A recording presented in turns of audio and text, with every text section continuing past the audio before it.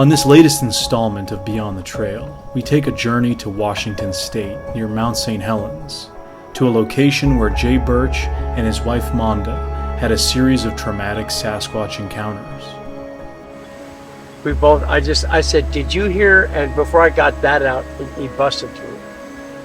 And so we hightailed it to our car.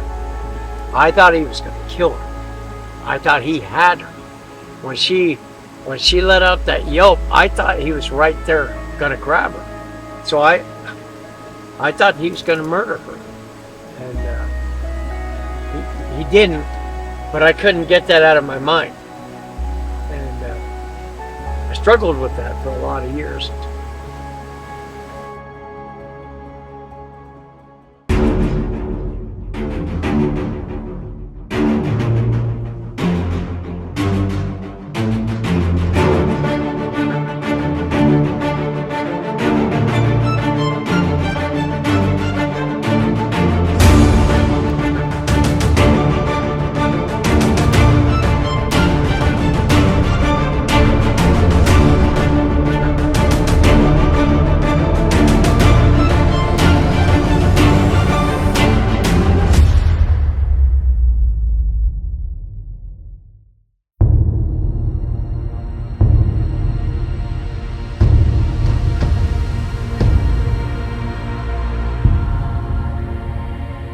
The mighty Mount Saint Helens.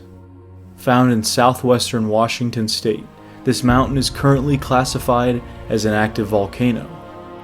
It famously erupted in 1980, which was the most disastrous volcanic eruption in the history of the United States. The effects of this massive eruption at the time were felt in various western states and into parts of Canada.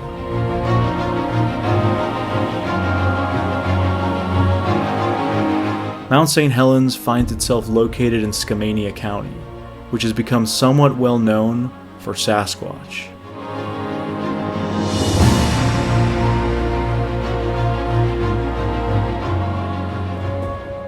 On the slopes of Mount Saint Helens lies Ape Canyon, which is a rugged gorge that received its name due to an alleged attack in 1924 by ape men on a small cabin operated by gold miners. The Ape Canyon attack is now considered to be one of the classic Sasquatch stories of old. Not far from Ape Canyon lies Ape Cave, the third longest lava tube in the United States, and by far the longest in the continental US. Named after a local Boy Scout troop who explored the area in the 1950s, known as the Saint Helens Apes. It has been suggested that they named themselves after the local lore of hairy ape-like creatures rumored to reside in the wilderness. But that is not all that Skamania County is known for when it comes to Sasquatch-like creatures. Due to a great number of alleged sightings and encounters, in 1969, Skamania County passed a Bigfoot ordinance in order to protect the alleged creatures within the county. The ordinance forbids by law the killing of any, quote, nocturnal primate mammal variously described as an ape-like creature or a subspecies of Homo sapiens, generally and commonly known as Sasquatch, Yeti, Bigfoot, or giant hairy ape, subject to a maximum penalty of a $10,000 fine and 5-year imprisonment, end quote. While the ordinance was passed on April Fools, it has never been repealed or revoked. It has also never been used in a legal sense in the county to prosecute anybody.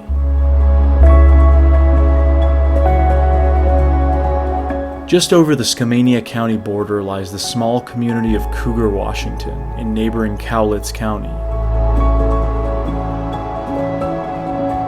It is the closest thing to a town located near Mount Saint Helens. Cougar was actually once considered a town, but has since been renamed as an unincorporated community. Named originally after the mountain lion, found abundantly in the area, Cougar is now more well known for being an area with a lot of Sasquatch sightings. Cougar is surrounded by wooded wilderness on all sides, both in Cowlitz and Skamania County, most of which is either owned by logging companies or part of the 1.32 million acre Gifford-Pinchot National Forest. It is within this wilderness area that Jay Burch and his wife Monda had a series of intriguing encounters. I first came in contact with Jay a few years ago through some mutual friends. I first interviewed Jay in 2021 on a live stream show called Sasquatch Out of the Shadows that I hosted up until recently.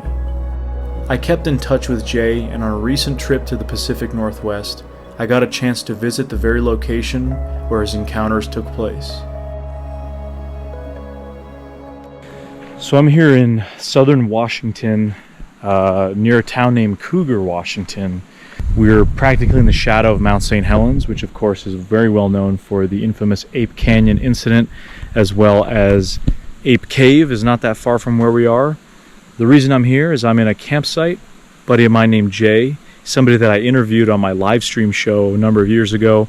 It was one of the most impactful interviews I did with a witness and somebody who had experienced alleged Sasquatch activity. So we are in the exact campsite where he had a number of encounters, one that was very traumatic to him actually, and hopefully we'll get a chance to have him run through the entirety of the encounter. I've heard it before. Again, I interviewed him on a show about it. For me, it was just a very impactful interview. I interviewed quite a few people that had alleged activity, but his always stuck out to me. So I wanted to make sure I reached out to Jay. I had a different visual in my mind when I interviewed him about the location, so it's always going to be different the way you imagine it.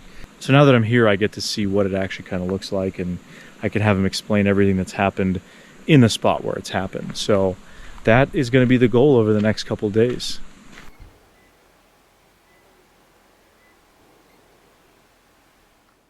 The following is my largely unedited interview and conversation with Jay and Monda about their encounters in this very spot.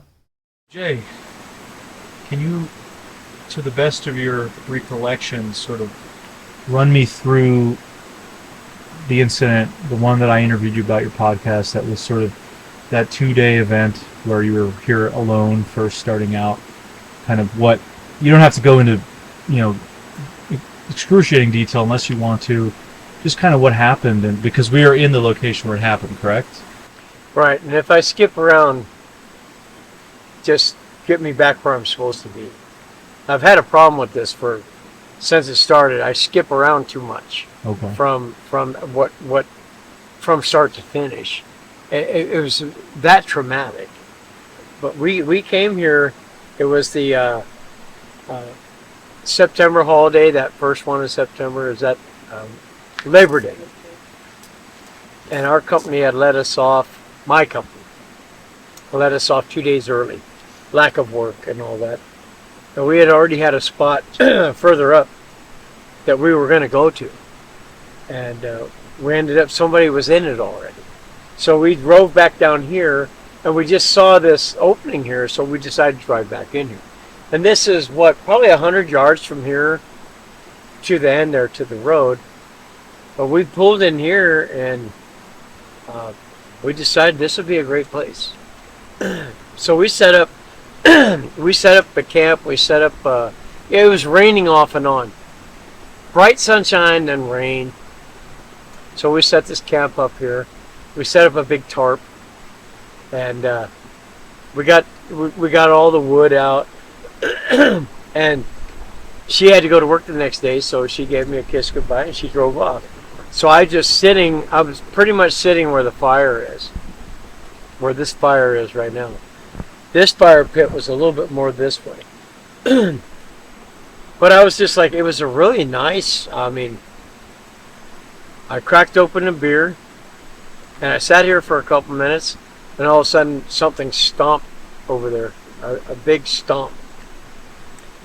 And I thought, oh my God. I said to myself, elk, but I knew what it was. I knew, that was the dreadful part of this whole thing. I knew what it was. So, I took my gun and put it on the table. I took my knife, I put it on the table. I just wanted whatever was there to see that I was not here to hurt anything or anyone. And then, so I sat here thinking everything was going to be okay. But then another stomp happened. So I went ahead. Our tent was back there in that clearing right there. And I went ahead and grabbed the chair I was sitting in. And we hadn't camped in so long. We had a lantern. We only had like a quarter cylinder of gas for the lantern. So anyway, I took it over there with me. I sat over there and I just kept my eye over here. I had thrown like 3 bundles of wood on this fire. And I waited and I waited and I finally felt like I could come back over here. So I did. I came back over here. Not much more than a minute after I sat down, footsteps happened. Loud footsteps. So I tried to keep from panicking. And I just stood up and grabbed a few things and walked back over there again like nothing happened.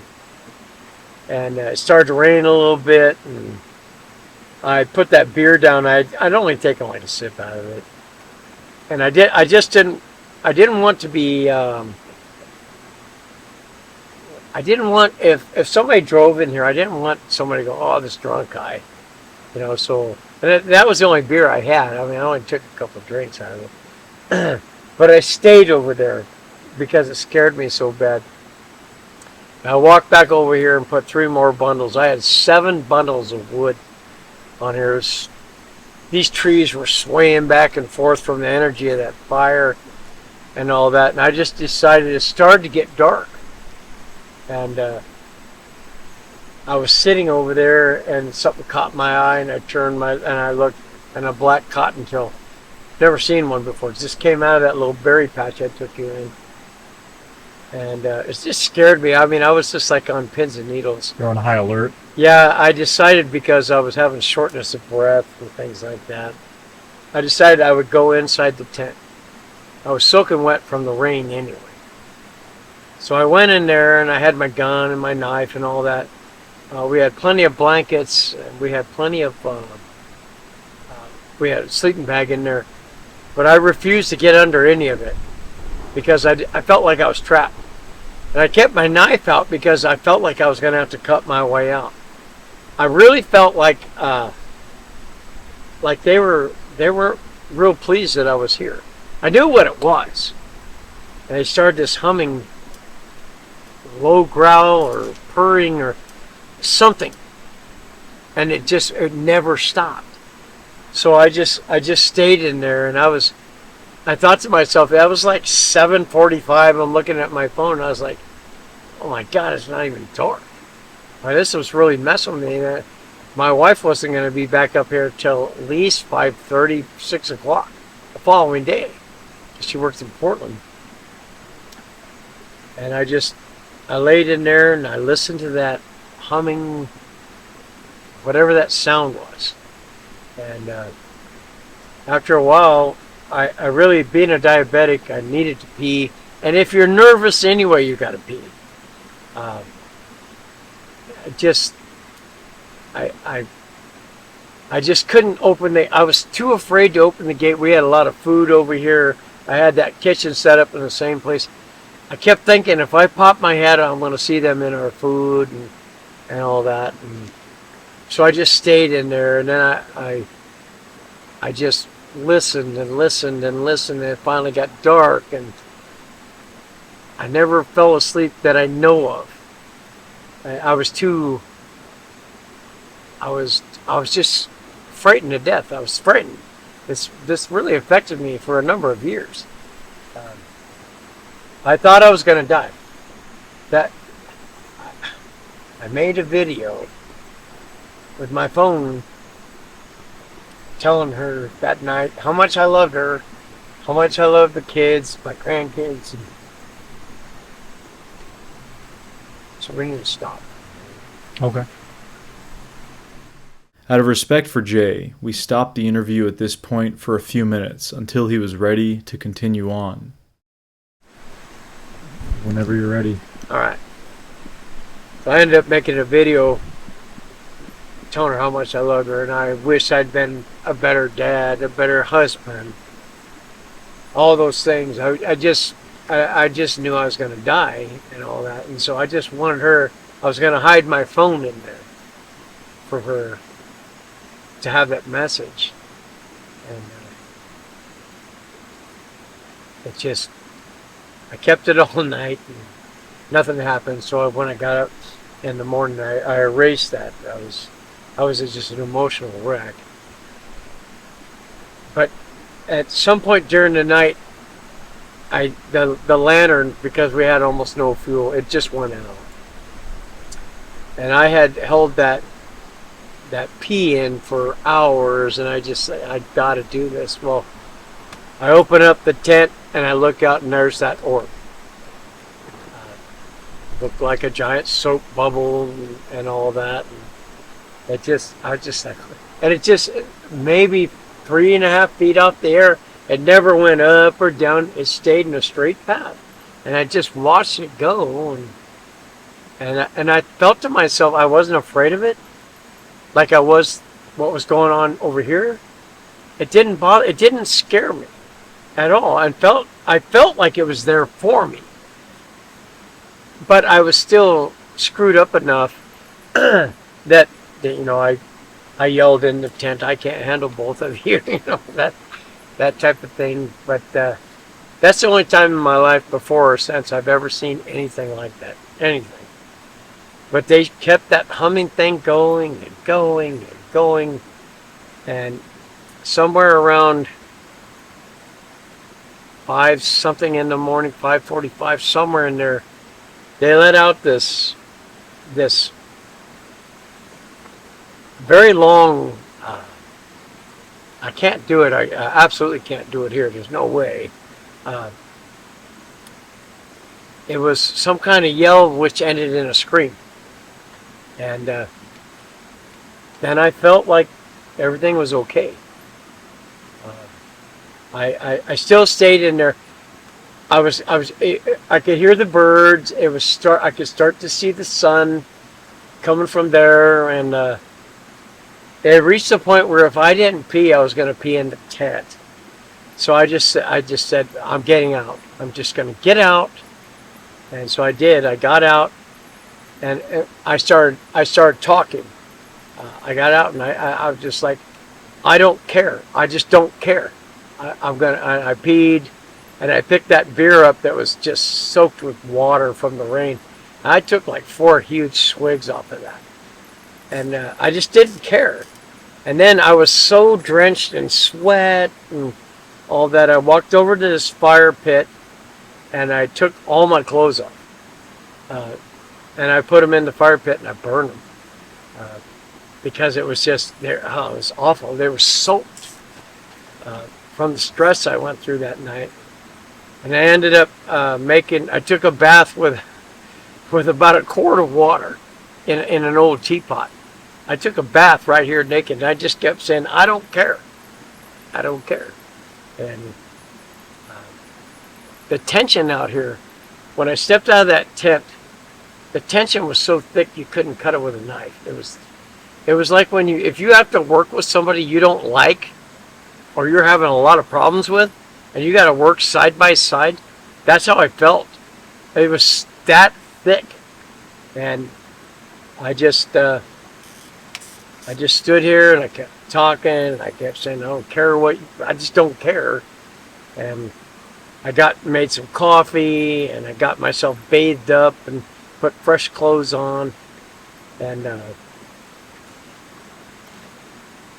the birds started coming, the scrub jays, and started coming into the camp, and I could hear they were imitating some bird over there. I had the other birds here, but they weren't doing it right. A lot of the Indians talk about that they imitate animals and stuff, but if you spend as much time in the woods as we have, I know what these particular birds sound like.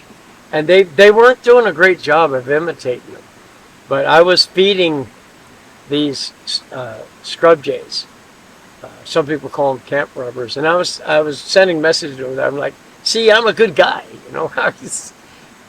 type of thing. But finally the tension, right around 10:30, the tension just, it went away just like that. I felt wonderful.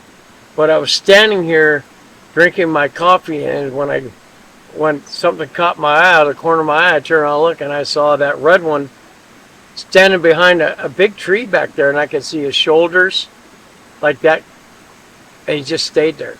So I got so uncomfortable that I decided I would go. I burnt all the wood. We had enough wood for like 3 days. I burnt it all that night. So I walked to the end of this road looking for wood. And when I came back, he was gone, or she. And the thing was, I forgot about this creek completely. I'm missing some time, but I don't feel violent. I think it may have been stress, nerves. I may have even actually fallen asleep.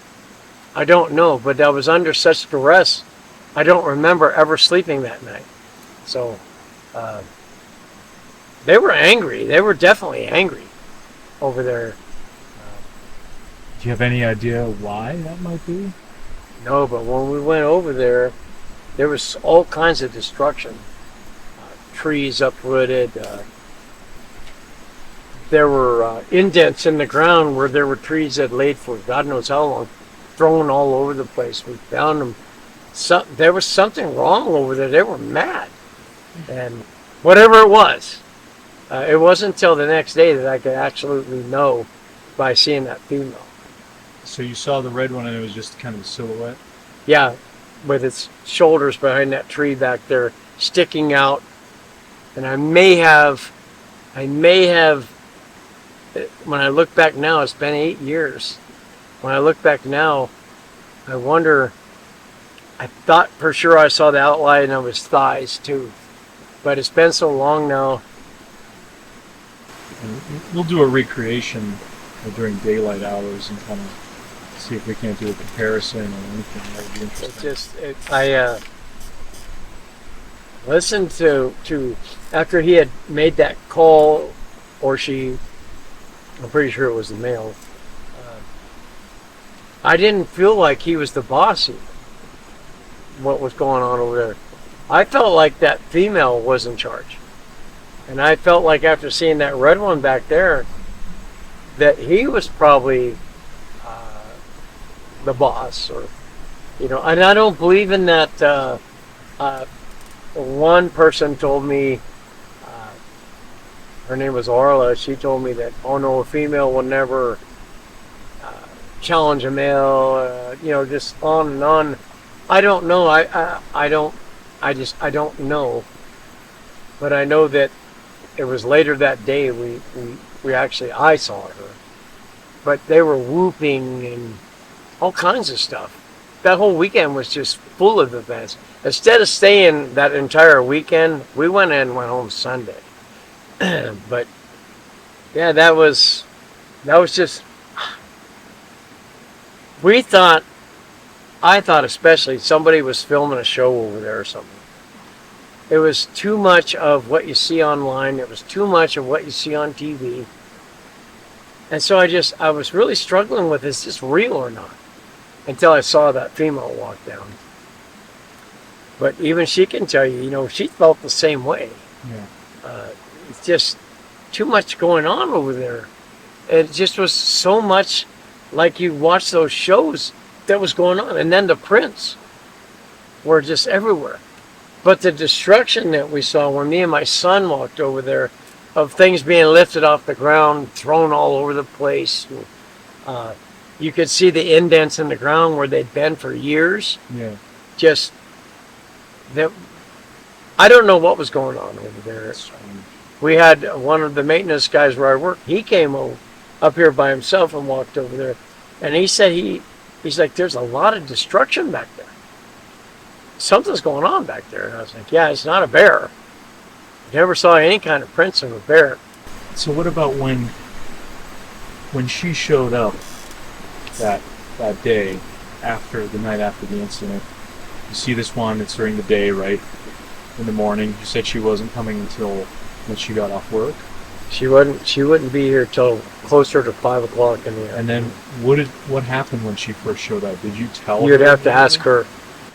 I got here and I could tell when he started walking up to the car that he wasn't right. Something was wrong. He just looked really nervous and just really agitated and upset. And that's not what I expected. I expected him to be happy and, hey, glad you made it, glad you're Right. finally here, all that. And that's not what happened. He was really upset, really agitated. And as soon as I got out of the car, there was a beer can sitting on the ground, and there was a print right there. I put that beer can there. I saw that print. Yeah, I put it he there. had set it there to mark it. And I was like, what's this? And then he just started telling me everything. You won't believe what happened last night. And there was all this. There was stuff happening across the way, and he was just started rambling. It was, and I was just like, whoa.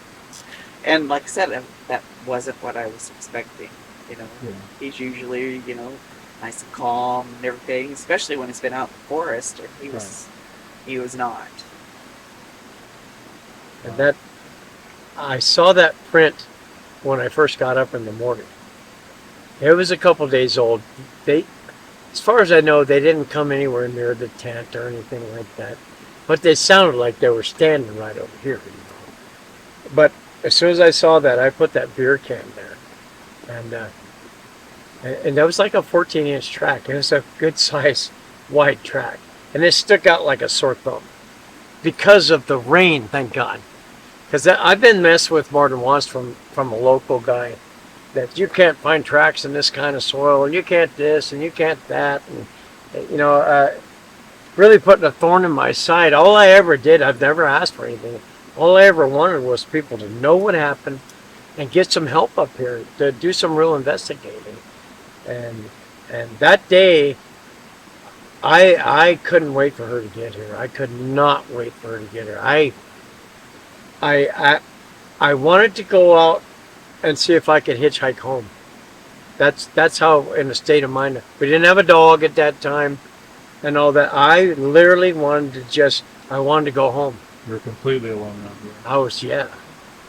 And people started showing up around noon and stuff. You could hear car doors shutting, that kind of stuff. People arriving in these other camps and all that stuff. It was just, I already didn't even know how to talk to myself about it because what do you do? So I couldn't wait because I could talk to her. So, yeah, that was a terrifying night. It was, I didn't go to sleep till maybe 9 or 10 that night. So I'd been up well over 36 hours at that time. And some people have asked me, well, do you think you may have hallucinated or something like that? No, the reason why I couldn't go to sleep was because of this. I don't do drugs or anything like that. And beer should have really helped me go to sleep. But I chose not to drink because I didn't want to be that guy.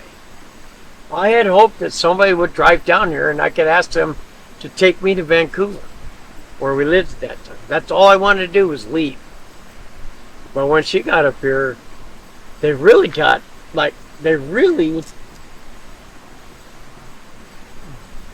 vocal. It was like they got comfortable when she got here. I've talked to a few people like Paul Graves, a few people. He says he thinks that I gained their respect for leaving my gun and my knife behind and staying all night. I don't know. I'm not that guy that did that real research, spent years and years and knows this and that. I don't know anything. All I know is I saw him. And Now, people... you started hearing this stuff as well? Oh, yeah. Yeah. What was your kind of first reaction to it? Amazement. I was just, I was very interested. It was just fascinating. There was just so much going on that it was overwhelming. She would get up before the sun came up and listen to them over there. She would sit out here and have her coffee and listen to them over there.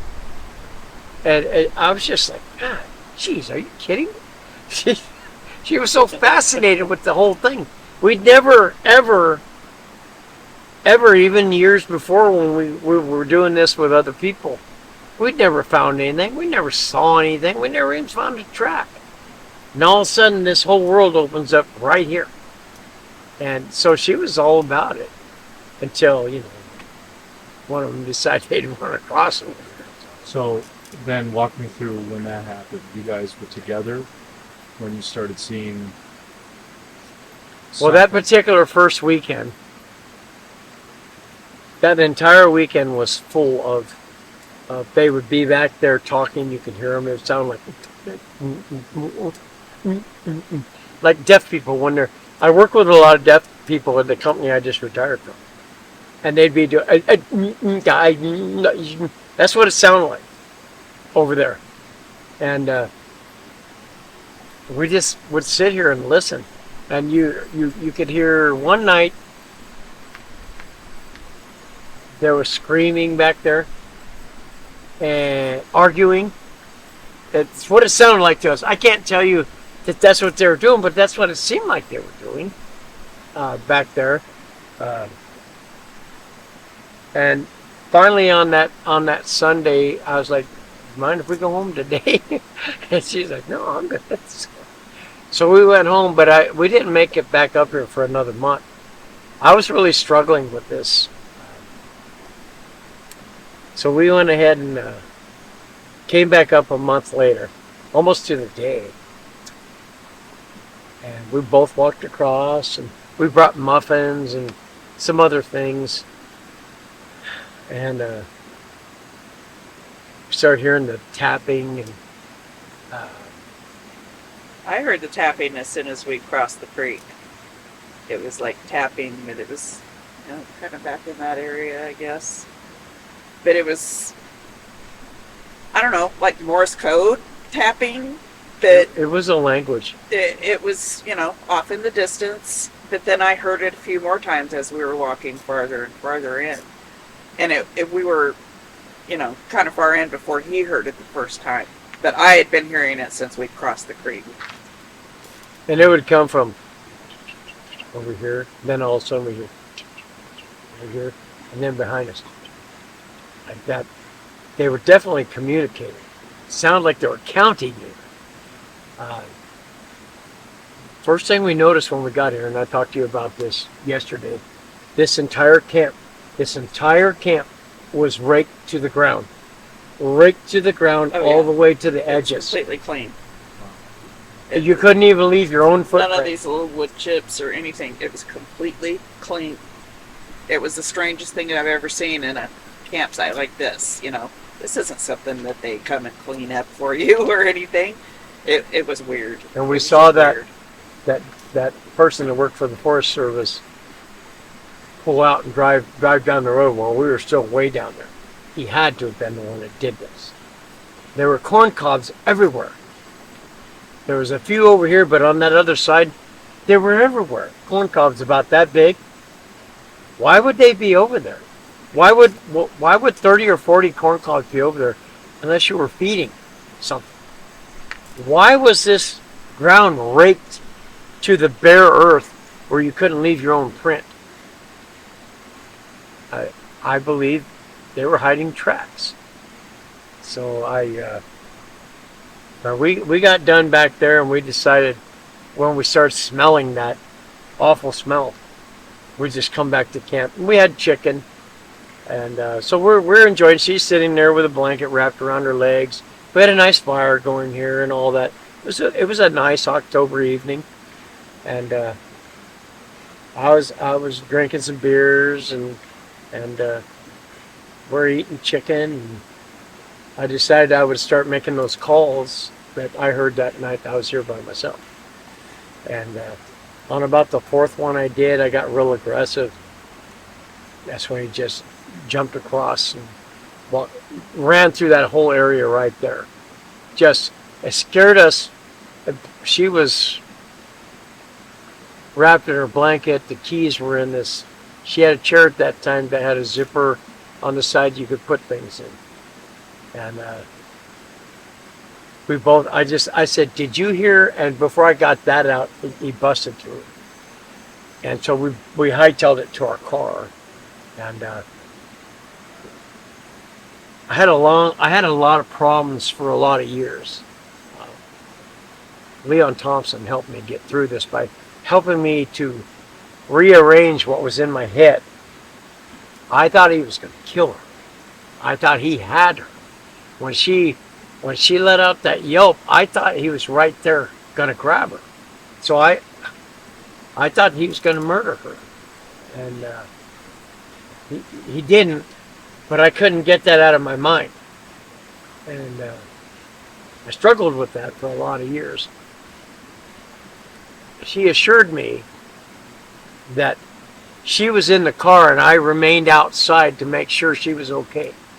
I had my gun in the air and it was a worthless .32 Bulldog, but I don't remember that. I see just that when she let out that squeal, I thought he had her. And I have to give kudos to Leon to help me work through that, to realize that's not what happened. And because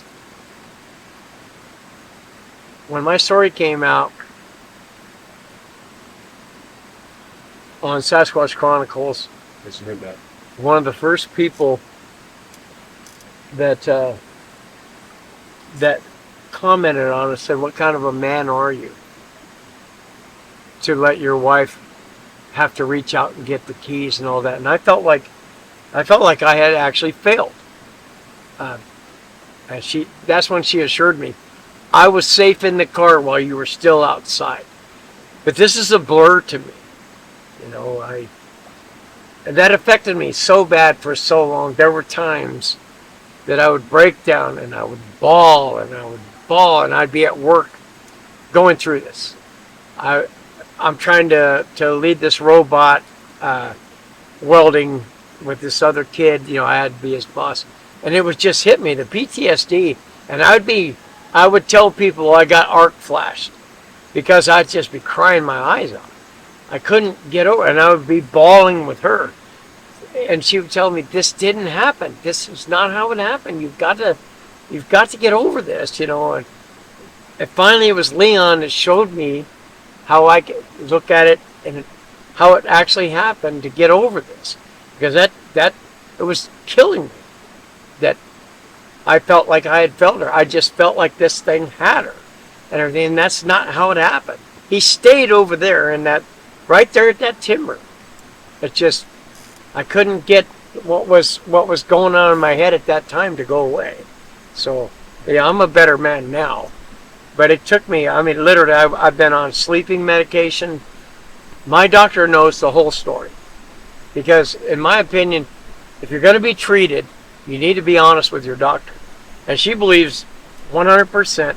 In fact, when I told her what happened, she held up her arm and said, "Look at the hairs on my arm. They were sticking straight up."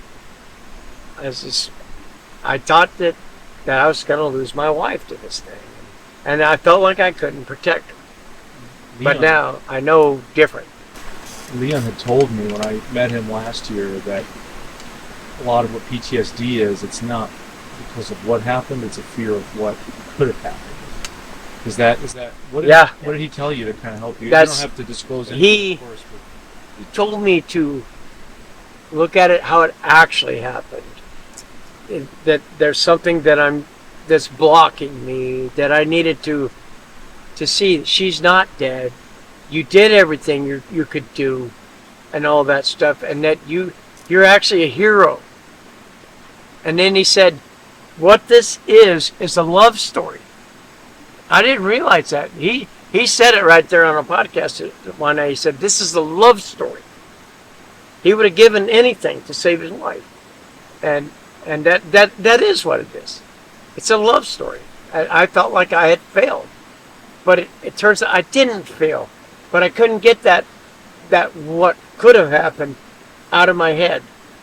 And he helped me to concentrate on the fact that I did do the right thing, and I did protect her, and he also understood that I took the first thing that someone said, what kind of husband are you, you know, type of thing, and that's how I felt for a while, and it did affect me for a long time. I quit taking the sleeping pills, all that stuff. I'm good now. But I am grateful to Leon Thompson for that helping me, because I had strangers contacting me. Just send me and I will help you get through this. And I was like, I don't know you from Adam. I don't want to talk to people that I don't know. I got a relationship with Leon, and I felt safe with him. But he did a lot. He did a lot. Sibylla Irwin, she did a lot to help me through this. There's people that realized what I'd gone through, what we'd gone through, and helped me to try to get through it. And that's why it bothers me so much when someone just wants to screw with me. You weren't up here. You didn't experience that. I just, and we've been friends now for a while. I've never asked for anything. I don't never asked for anything. I don't want to be famous. I don't care. I want people that have a situation like this, I want them to have a place they can get help without being traumatized by some doctor who doesn't believe you or something. You need help. I needed help. I needed somebody to help me. And thank God Leon was there. Daniela was there. There was a few people that were there. Sibylla, Chuck Schlabs. They were there for me. Even Kunmo, was there for me. We talked a little bit here and there. I just think we need in this, I hate to say community, but we need support. We need to get people that can help people like me and her to get through these types of things. I don't care if you believe that they're there or not. All I can say when I tell people, they go, well, I have to see them myself. Be careful what you ask for. Because we weren't looking for anything. And it just happened. And then when you see them, then your mind gets messed with because you're like, wow, that sure looks a lot like a human being covered in hair. I mean, I was looking at a woman. These are people. They're not Homo sapiens sapien, but they're people. That was the part for me. I've always thought they were there, but until this happens, then your whole world gets rocked. And, I know you're looking, and I just want you to be prepared because it's going to happen. As much time as you spend in the woods, it's going to happen. And then you just have to be prepared for what your eyes are going to see. Because it changes the whole world, changes the whole perspective of what's going on in our world. These things are humans, just not humans like us. They're hominid of some kind. And just the way they walk, all that stuff, their facial features. I don't believe that there's 8 different varieties, all that stuff. I don't even know how anyone could cook that up. We can't prove there's one kind. I don't see why you would start that there's 8 kinds. But I know that she didn't look anything like Patty. Nothing. So I'm better now than I ever been in my life since this happened. I can come up in the mountains, and like I said, I set this camp up by myself the other day. Yeah, we're sitting. I just want to emphasize again that we are in the exact spot where all this happened. Yeah. Yes. And even found prints right there, 15 feet from you, right there, 16-inch by 8 inches across. So that whole area right there, both sides of the creek, were full of prints, all sizes. They were from this big down to this big. They were all over down there. It was amazing. That's why we just thought, no, somebody's back there screwing with us. It was too much like watching those, like what Cliff and Bobo were doing. Even the whoop whoop. But they weren't there the night we arrived, because we walked down to the creek, even though he doesn't remember that at all.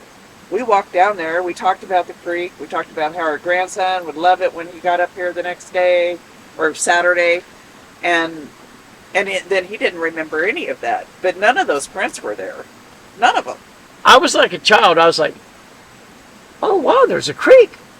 She's like, well, yeah. Didn't even notice You know, no, something happened.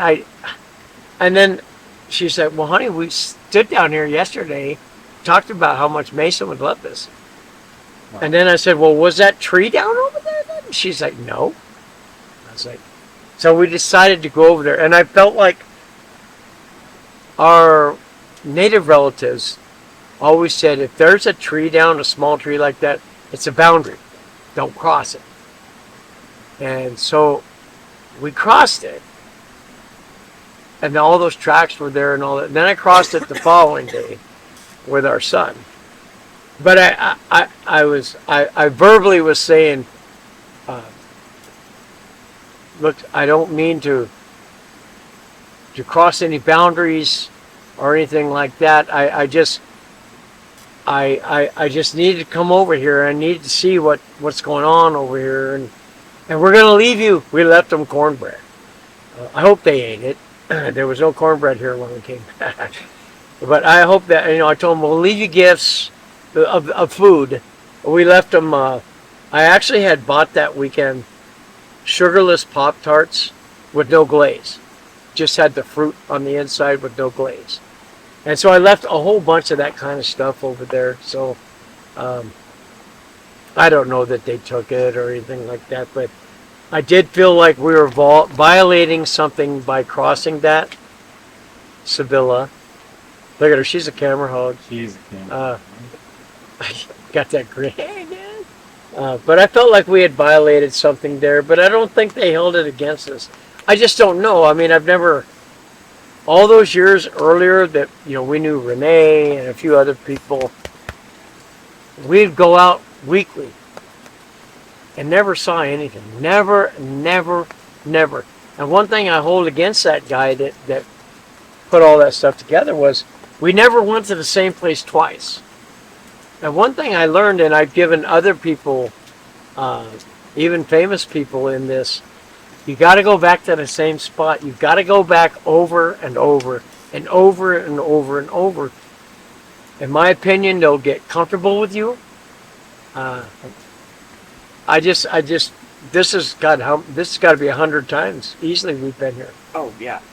Easily. While he was sick, I would bring her up, and we would walk the trail. We'd come from the trailhead, come up and walk the trail, and sometimes I would be great going through the trail, never had a problem, and there were sometimes I would go hit the trail, and then I'd go, nope, You not can today, feel. You can because feel. you just get that feeling that something's not right You here. can feel them. So this horse camp is actually well known for Yeah, activity? right back there. Ask Cliff next time you see him. Ask him about the horse camp. I have Palama a horse camp. Palama horse camp. And he will tell you, oh yeah, that's so active, it's not funny, that area up there. Yeah, it's never been the same.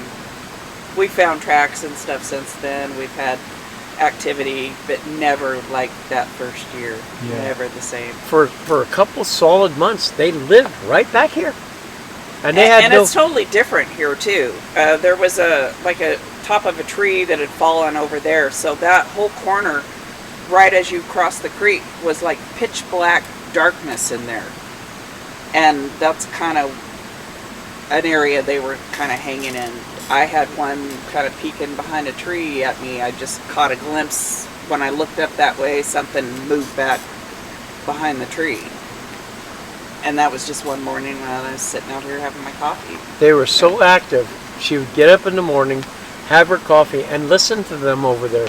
Not only talking, but crackling, breaking sticks and shit. Because they were walking. It was weird. That was so active, and I felt so frustrated. Yeah, it was like they weren't bothered that we were here at all. They were just not doing a their bit. thing and carrying on with life over there. It was. I see. I didn't know anything about the fact that horse camp is known. So the fact that you're saying that seems like they're not bothered, sounds like that fits a pattern that has been going on here for a while. Oh yeah. And this mountain is legendary for the Sasquatch, for the ape type of things. We've got Ape Canyon, we've got Ape Caves. Lava Canyon's got a lot of things that go on. I've learned now that if they wanted to kill us, they would have. They're too smart to do that. Now, I believe they have killed human beings. I believe if you go super deep up in someplace miles and miles in the forest, well, sure, they could get away with it. If you're doing something that bothers them, you know, type of thing. But, you know, I just don't, I don't know. I'm saying I'm not afraid of them, but I am afraid. I respect them. And I just want to, I've always just wanted to interact, is all, since then.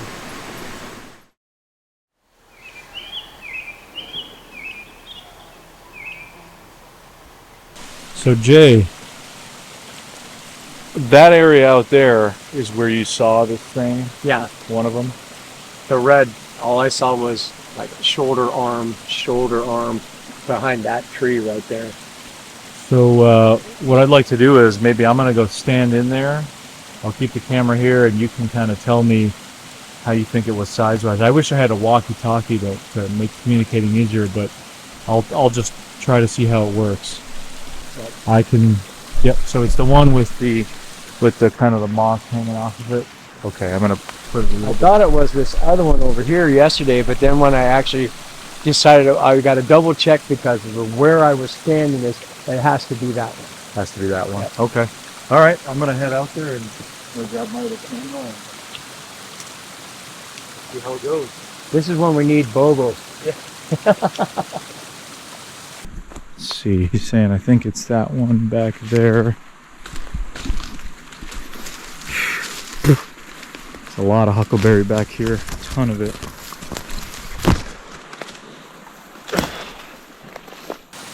I hope you can see that tree. I hope you guys can see this is 8 years of growth right here. 8 years ago, I had a crystal clear vision of that tree while I was standing here having my cup of coffee.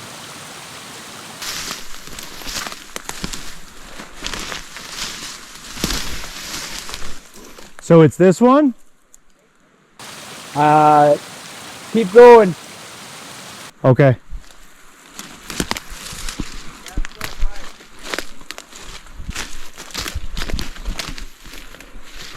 This one? Okay. All right, so what do you think? Yeah, I can see you.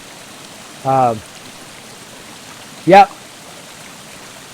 So that must not have been as big a guy as I thought. Well, I'm standing on a log. Okay. I don't know if this... So he's saying this is about where he saw his shoulders. Was it just standing right here looking at you? Yeah. Well, no, he was behind it. Just like that, and his shoulders stuck out on each side. What about this height or lower, higher? I would say right about the height of your head. Okay, interesting. So with the head, it probably would have been even higher then. Maybe a little lower, but I mean, yeah, that's pretty much how since I didn't see the front of him, that looks perfect to me. So he wasn't as big as I thought. But he was, if I put my arms down, seems like he's bigger than me. Yeah, now you don't see him at all. Now I see him. Yeah. Sounds like it was wider than me. Yeah, he was wider than the tree. Okay, so he was wider than tree and wider than me. All right, I'm gonna try to get back now. He was wider than the tree, but it wasn't like he stuck out like this far on each side. You just saw the shoulders and partial of the arm. Sounds like he was wider than me though. Yeah. Yeah, but I would say you were right around the same height. Because there's an embankment there, but I stood on top of a log. Oh, okay. I don't know if that log would have been there or not, of course. I mean, maybe that's fallen since. I mean, the log gave me about this much more height. So, okay. but it sounds like if I was doing this, that's a lot wider than me. That's twice as thick as me. So, yeah. Well, I mean, I'm glad we got to do a little comparison, even though it's been a few years. Yeah, and I said to the camera too, you know, look, that's 8 years of growth. Yeah. We then cross the creek to see what the area behind the camp looks like.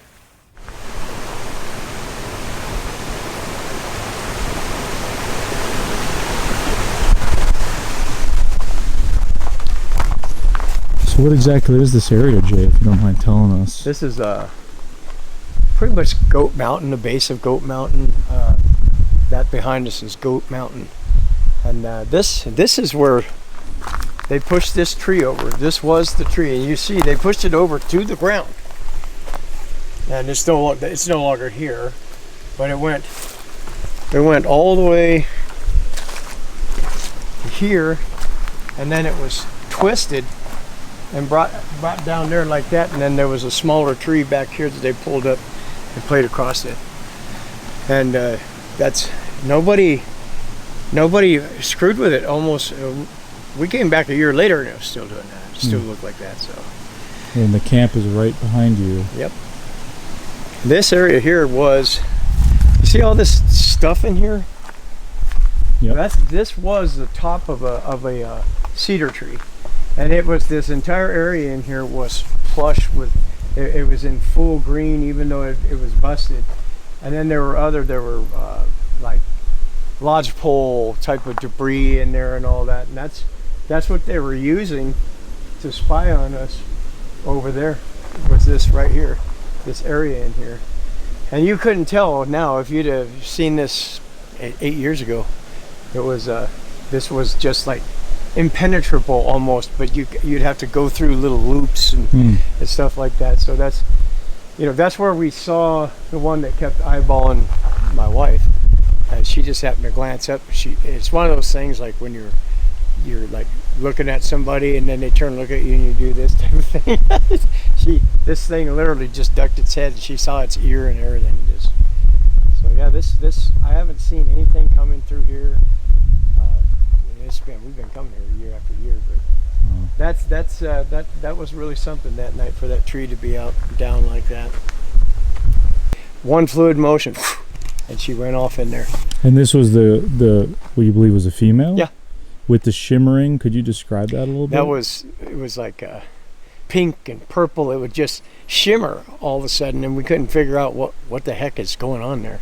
Until we filmed lichen that was wet, and the way the sun would hit it, you would get the same thing, pink and the purple and stuff. So she had it. I've had a few people tell me they bed in it or they use it as camouflage type of thing. So you think she had some on her? She had, yeah, she did, yeah. She was standing, could you point to me probably exactly where she was when you saw her? She was probably another 30 feet up. Okay, in there. I just happened to glance up and I was just like, there's a woman coming down here. You could tell. I mean, if you see a woman 100 yards away, you know it's a woman. And that's just coming down the path. Yep, she was not walking like that Patty thing. She was literally taking steps, and she'd look at me, and then she'd look back at the ground, and she'd look at me because I was wearing a bright red hoodie, so you could see me a mile away. And it's a little bit thicker now than it was 8 years ago, but yeah, it was a crystal clear. So she's coming down there, this path, and you're in camp, which is right there, and I can zoom in on it. You can see the awning of the tent there. See a tent. So that's where camp is. So you would have had a pretty much direct line of sight. I was literally right on the other side, literally on the other side of the creek, that right where I'm pointing, and I was standing there taking a peek. At what point did you realize it was not a woman or a human woman? When we walked over here and saw the tracks. It was amazing. So yeah, that I think she's the one that was leaving the like maybe 12 to 13 inch tracks. Yeah. She was, nice and heavy looking. She looked like a mother. I mean, I couldn't get close enough. I could see her face was like Caucasian looking. So that's I could see little details, like I could see from there that the nose was flat, but yeah, I couldn't tell you about her eyes or anything because I was down there. But like I said, she acted like a human being does. She kept her eye on me and kept walking. But we had her juvenile, I assume it's her juvenile, in our camp. That's one that oofed to the raven. So I believe she did that to distract us so he or she could get out of there. But I was no way was I going to follow her. Like, I'm not going in your that's your neck of the woods. But it's right up here is where she literally went directly in. This is where she went in? Yep. She just walked off into there? She just literally abruptly took a left face and into the From forest. right there and into Yep. here. And that's when you lost sight of her? Yep.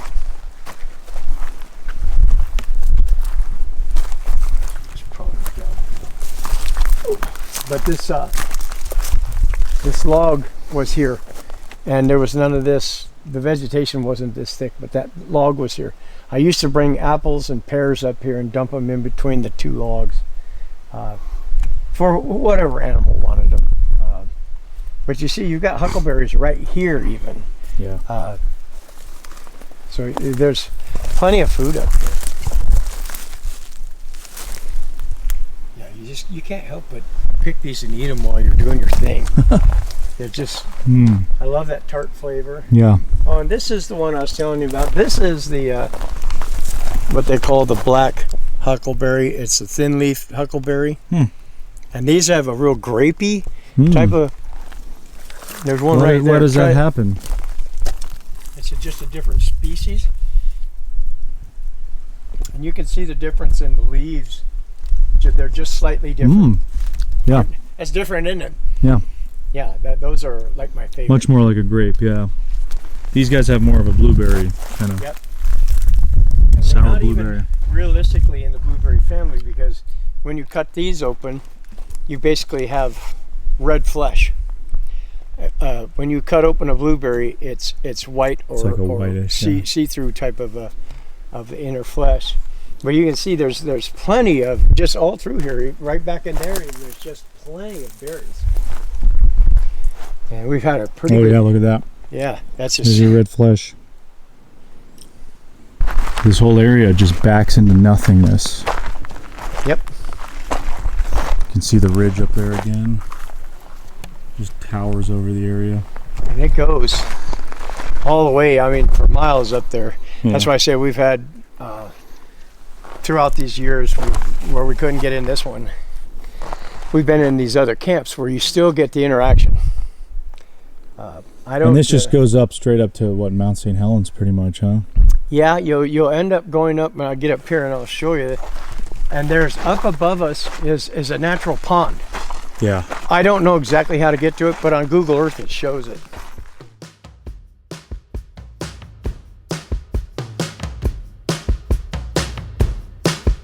One thing that Jay has a strong passion for is cooking, especially when it comes to barbecue. Since his encounters, he has embraced that passion and started a YouTube channel called Bigfoot Barbecue, in which he makes all sorts of delicious recipes for both home and camping settings. While at camp, he would be preparing some delicious meals, including this next one. So Jay, what are you about to do here, man? I'm gonna make you some ribs. These are Smithfield. This is not a brand I normally use, but these are probably, to me, the most quality that you can get out of a regular supermarket. These are extremely high quality. The only way to get better ribs, in my opinion, is to go to a butcher shop. But these are, these are spare ribs, and this is your belly meat here. You could actually do pork belly burnt ends with this section here. But this is a good sized rib. We're looking at 6.5 pounds. Wow. So I'm going to go ahead and cut this open.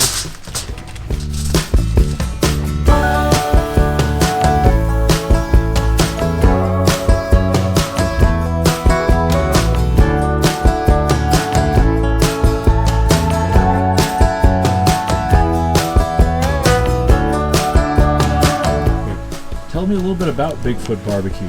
You know, what started it? Where does the passion come from, and what do you do with your channel? I started out years ago as Burch's Backyard Barbecue. I catered a wedding, I barbecued, and then after her and I had this encounter, I decided that I would rename it and start it just Bigfoot Barbecue. And I started out the first couple of years, I didn't even have one single subscriber or one single watch. Nobody even watched it. I've got just under 600 subscribers now. But my inspiration for this was just that I thought if I add Bigfoot to it because of our encounter, that maybe it would work out a little better, and it has. What I get from these people is that I'm doing things other people are not doing, especially when I'm doing incorporating our natural berries here in the Pacific Northwest, making sauces. I've dehydrated huckleberries and I've ground them up and made seasoning out of them, just like salt and pepper. Why not use what we have? And a lot of these, the Native Americans, I give them more credit than anything. And as far as barbecue goes, I give our African ancestors, the slaves, credit. They're the ones, in my opinion, that invented smoking fine meat, because they got the worst cuts of meat from the masters. They learned how to cook that, because a lot of them didn't even have teeth. So they learned how to make succulent meats, and so I like the history of barbecue.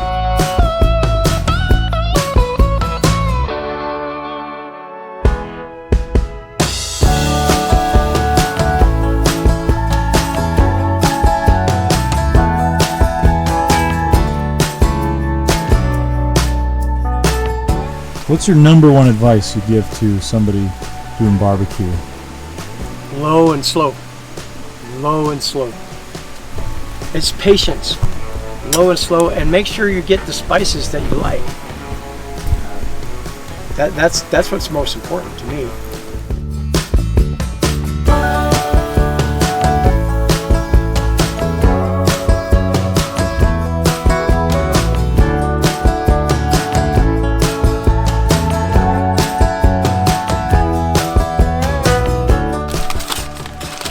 Time for the final step.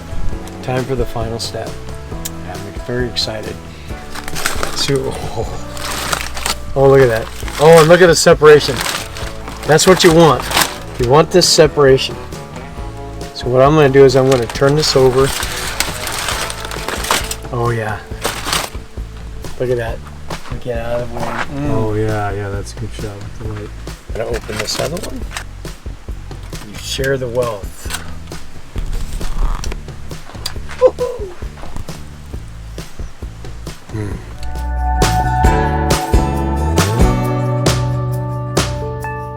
Final product. Big old pile of delicious meat. It's pretty much all you can eat too. There's a final plated up meal. Let's see how this guy is. Look at that. Wow. I'm gonna put the camera away now. All I can say is that Jay made something while camping that was better than what most people make at home. Man, for showing me your area. I mean, it's been awesome to see where all this stuff took place. I mean, is there anything else you wanted to add in closing or anything like that? I think people should just keep an open mind and try to help the people that are suffering from PTSD, whether it's this or any kind of a traumatic thing. You've got to be there for each other. It's real. Yeah, it is. Something happens. Yeah. And for me, I didn't have anybody. I ended up finding some people that cared and that believed what happened. And honestly, most of them were in the Bigfoot world. So, but yeah, that's. Don't be afraid to tell your doctor if something like this has happened. You tell your doctor. What I found with two of my doctors is that both of them were very fine with it. Yeah. And so just be honest about it, and that's how you're going to get well. So. Thank you for sharing your story, Yeah. and I really appreciate it. It's been awesome.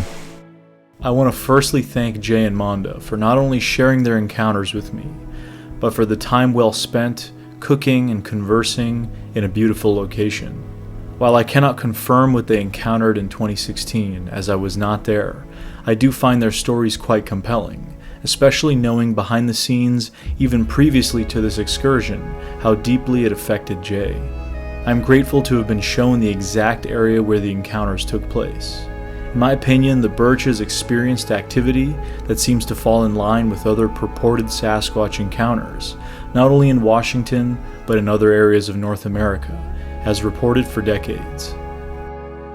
Given this is a remote area of the National Forest, close to Mount Saint Helens, and with the overall Sasquatch history in this part of Washington, I don't see why these creatures would not be in this area. Until we have further evidence that leads to proof, however, this will all continue to be highly speculative.